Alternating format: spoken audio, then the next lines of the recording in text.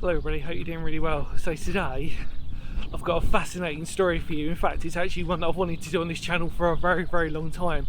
I just happened to have picked a really cold day to do it, when in fact when this took place, as you'll find out, was on a beautiful September day.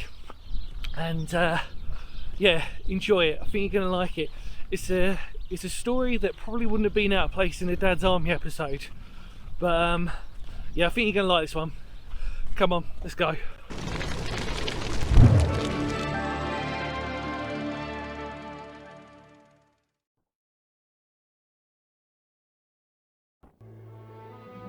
It was on the 27th of September 1940 in North Kent, namely Graveney Marsh, that on this very day, during what would be known as the Battle of Britain, on a seemingly unassuming stretch of marshland, that what would take place would be the last ground engagement involving a foreign force to take place on the mainland of Great Britain, and what history would remember simply as the Battle of Graveney Marsh.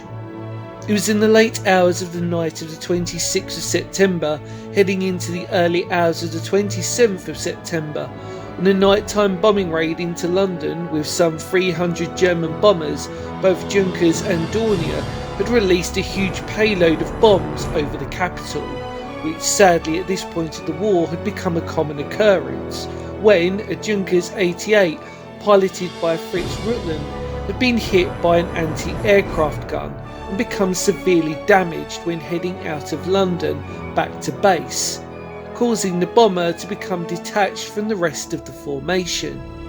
As the plane limped through the early hours of the 27th, the bomb was spotted by pilots from the 66th Squadron Hurricane and 92nd Squadron Spitfire. Because this was seen by fighter pilots as being one of the newer planes, the orders were to shoot down the bomber as gently as possible, in hopes the plane would crash land and could be retrieved for information purposes. It was decided by the crew of the German plane to crash land on Graveney Marsh, and it's where this story would take a fateful turn.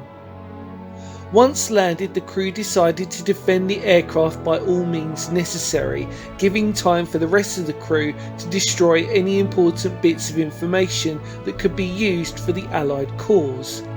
It just so happened to be that the 1st Battalion A Company of the London Irish Rifles were billeted at the Sportsman pub, just a stone's throw away from the crash. So no sooner as the bomber landed than the Rifles moved in to seize the plane and crew. As the soldiers moved closer, a hail of machine gun fire opened up on them from the plane. As the Rifles returned fire, a smaller group crawled along the dyke aiming to flank, coming just 50 yards away from the plane before they started shooting, then becoming at one point quite a heavy exchange of fire. As quickly as it started, it ended, and when the crew realised their situation was hopeless, they surrendered, with one of the German crew having been shot in the foot. When one of the Germans indicated the plane might explode at any moment, it was realised that they had placed a bomb in the plane to destroy it and any useful intel that could be used to be taken away. So Captain John Cantifer rushed into the plane, found the bomb and threw it into a ditch, thus saving the plane relatively intact. The crew, now firmly POWs, were taken into the pub to be treated to drinks, treating them with respect even though fierce enemies. Once the drinks were downed, the crew were handed over to the military police. In the end, the captain, John Cantifer, was awarded the George Medal for his gallantry and courage during the battle, with the intel from the plane being of huge importance during the war. In the end, the Battle of Graveney Marsh is a brilliant story, and one that for its locals is still spoken about in high regard, and is a poignant reminder of how close the war came to the people of Kent in more ways than one.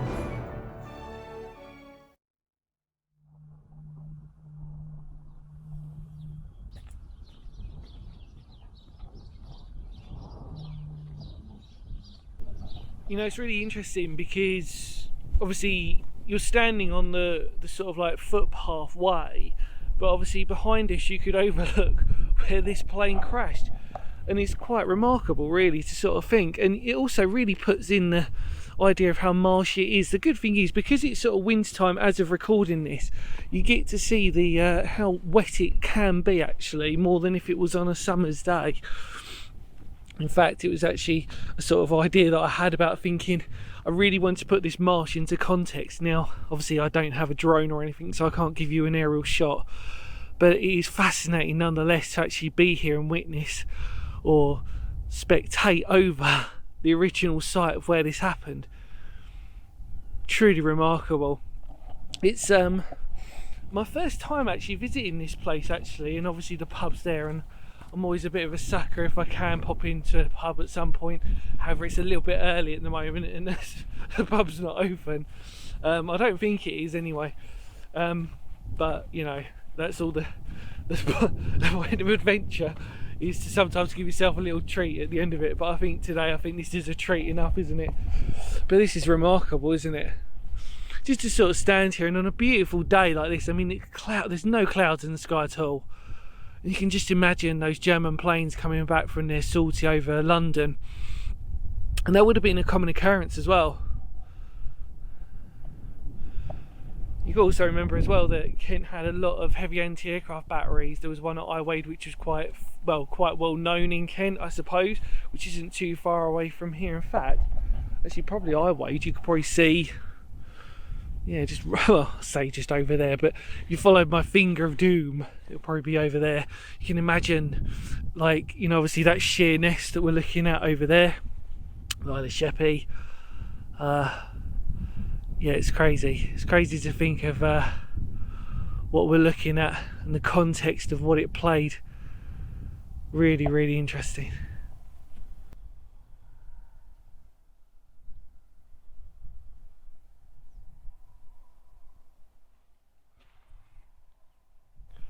Something else I wanted to point out to all of you was that really the landscape hasn't really changed or altered that much since that incident. I mean, obviously, you know, it's kind of so fascinating to think that actually when it comes to events, I know that my grandparents would have been alive to remember this. Unfortunately, most of the people from World War II have unfortunately passed away, which is actually another reason why I wanted to make this video, to obviously shine a light on these fascinating stories, and especially in Kent as well. You know, I come from Kent, if you didn't know, and so it's beautiful when I can tell these stories. And sometimes, like I said, it's a question of how much detail do I give, because I know there's always going to be somebody out there who's going to say, well, you missed this bit or you missed this bit. But really the idea of this video is just to sort of shine a brief light on these stories, and hopefully so they'll never be forgotten.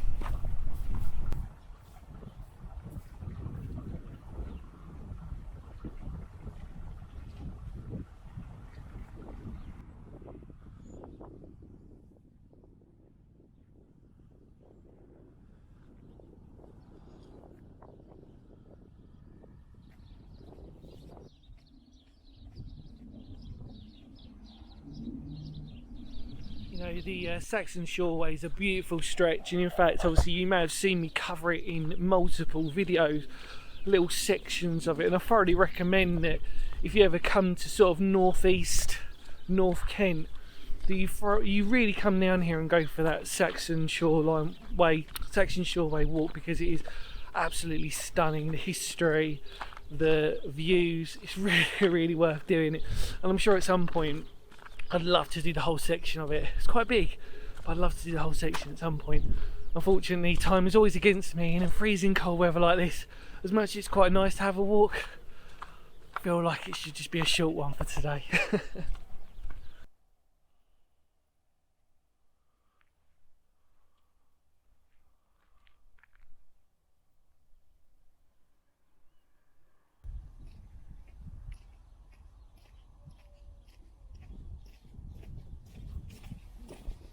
Hi everybody, so I'm in the car just trying to keep warm now because the temperature's really dropped. You wouldn't believe it from out there.